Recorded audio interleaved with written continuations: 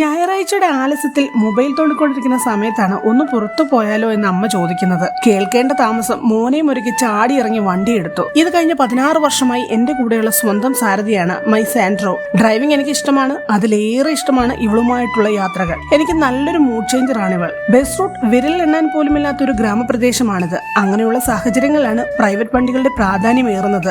ആദ്യം തന്നെ സാരഥിക്ക് വേണ്ട ഇന്ധനവും ഷോപ്പിങ്ങിന് വേണ്ട നോട്ടുകളും ഉറപ്പുവരുത്തി. പിന്നീട് ഞങ്ങൾ സ്വയം ഒന്ന് സന്തോഷിക്കുവാൻ വേണ്ടി ഐസ്ക്രീമുകളും മോന് കറിക്കും വെള്ളവും വാങ്ങി. അങ്ങനെ മൊത്തത്തിൽ എല്ലാവരും ഒന്ന് എനർജൈസ് ചെയ്ത് കഴിഞ്ഞപ്പോൾ ഞങ്ങളുടെ ഷോപ്പിംഗ് ഒരൊറ്റത്തു നിന്നും തുടങ്ങി. അത്താഴത്തിന് കഴിക്കാനുള്ള ദോശയും ഓംലെറ്റും ആദ്യം തന്നെ വാങ്ങി. കാറിന്റെ ബാക്കിലിരിക്കുന്ന അമ്മയാണ് ഫൈനാൻസ് ഹാൻഡിൽ ചെയ്യുന്നത്. എനിക്ക് കൃഷ്ണന്റെ റോളാണ് ഇവിടെ. പിന്നീട് ഫിസ്റ്റോളിൽ കയറി ഒരു മീൻ കട്ട് ചെയ്ത് വാങ്ങി. ദിവസവും രാവിലെ വീടിന്റെ വാതിലിൽ മീൻ എത്തുമെങ്കിലും ചില ദിവസങ്ങളിൽ പുറത്തുനിന്നും വാങ്ങാറാണ് പതിവ്. ശേഷം കുറച്ച് പഴങ്ങളും പച്ചക്കറികളും വാങ്ങി. സെലിബ്രേഷൻ സീസണുകളിൽ നൈറ്റ് ഡ്രൈവ് വളരെ സന്തോഷത്തോടെ ചെയ്യാൻ പറ്റുന്ന ഒന്നാണ്. നിരത്തുകളിലെ പല നിറങ്ങളിലുള്ള ലൈറ്റുകളും വീടുകളിൽ അലങ്കരിച്ചിട്ടിരിക്കുന്ന ക്രിസ്മസ് ട്രീകളുമായിരുന്നു ഇന്നത്തെ ഹൈലൈറ്റ്. അങ്ങനെ ഒരു കറക്കമൊക്കെ കഴിഞ്ഞ് വീട്ടിലെത്തിയപ്പോഴാണ് സിംബയുടെ പരിഭവം. അവനെ ഞാൻ കൊണ്ടുപോയില്ല പോലും. അവന്റെ പരാതി മാറ്റാനായി അവനെ കാറിൽ കയറ്റി വീട്ടുമുറ്റത്തിട്ടൊന്നു കറക്കി. ശേഷം കാർ ഷെഡിൽ കയറ്റി അവനെ അതിൽ നിന്നും വലിച്ചിറക്കേണ്ടതായിട്ട് വന്നു. അവൻ വീണ്ടും അതിലേക്ക് തന്നെ വലിഞ്ഞു കയറുന്നുണ്ടായിരുന്നു. കുറച്ചുനേരം അവനുമായി ചിലവിട്ട ശേഷം ഒന്ന് ഫ്രഷ് ആയി അത്താഴം കഴിക്കാനിരുന്നു. അങ്ങനെ ഇന്നത്തെ ദിവസവും കടന്നുപോയി.